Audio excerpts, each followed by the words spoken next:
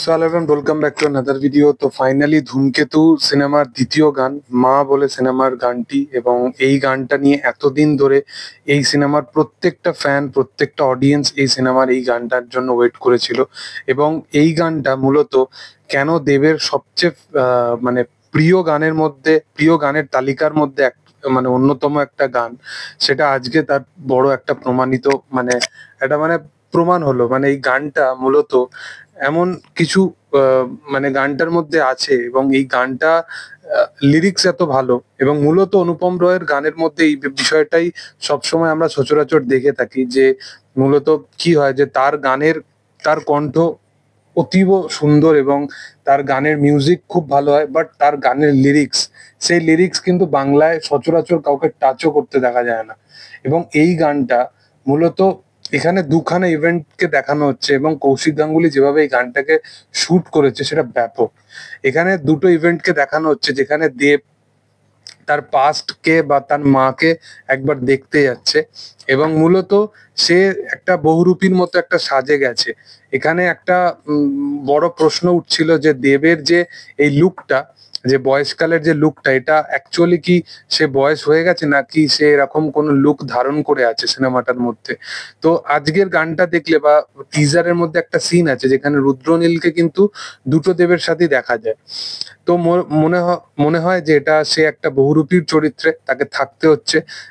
তার ওপরে একটা টেররিস্টের একটা বড় একটা তকমা লেগেছে। তো টেররিস্টের মতো একটা বাজে দাগ লেগেছে, তো সেই কারণে যে দেশের জন্য এত কিছু করেছে, বাট তারপরেও তাকে টেররিস্ট এইরকম একটা ওয়ার্ড শুনতে হয়।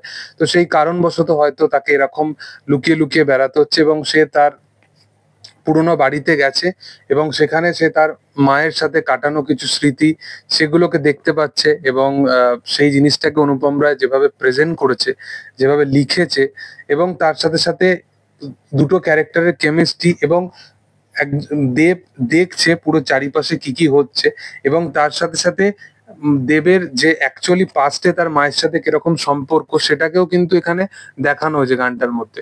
তো গানটা একটা মানে যখনই তুমি দেখবে একটা মিক্সড রিয়াকশন হবে, যেখানে তার মায়ের সাথে একটা ভালো কেমিস্ট্রি দেখাতে দেখাতে আবার কিন্তু তার মায়ের সাথে যে তার মানে একটা হাত ছেড়ে গেছে, তো সেই জিনিসটারও যে ফিলটা, সেই দুটো মিক্সড ফিল কিন্তু একসাথে করতে পারবে। মানে কৌশিক গাঙ্গুলি সত্যি যে কত বড় মাপের একজন পরিচালক। এখানে পারফরমেন্স বলতে বলতে তুমি যদি দেখো গানটার মধ্যে, যে দেবের যে কেন এটা সেরা কাজ, এটা বারবার বলা হয়। মানে তাকে যেভাবে শুধুমাত্র যে মেকআপ দিয়ে দিল বা তাই নয়, বা সে যেভাবে হাঁটাচলা করছে, তার যেরকম অ্যাক্টিভিটি, মানে মনে হচ্ছে যে আমরা দুটো দেবকেই দেখতে পাচ্ছি।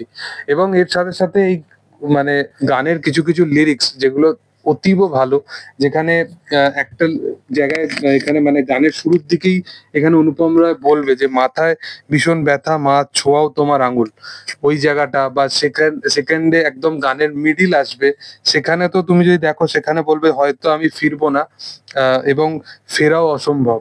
তো মানে সে দেব অ্যাকচুয়ালি যে সে যেটা ফিল করছে সেটা কিন্তু আমরা গানের মধ্যে বুঝতে পারছি। এবং তারপরে লাস্টে একদম অন্তিম সময় যেখানে বলবে যে আজ থেকে তুমি খুঁজো না, চিৎকার করে দেখো না আমায়।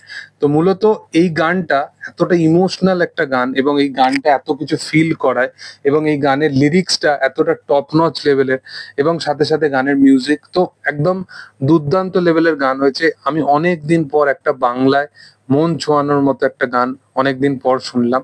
তো যাই হোক, তোমাদের কি বক্তব্য এবং তোমাদের কিরকম লেগেছে গানটা অবশ্যই কমেন্ট সেকশনে জানিও।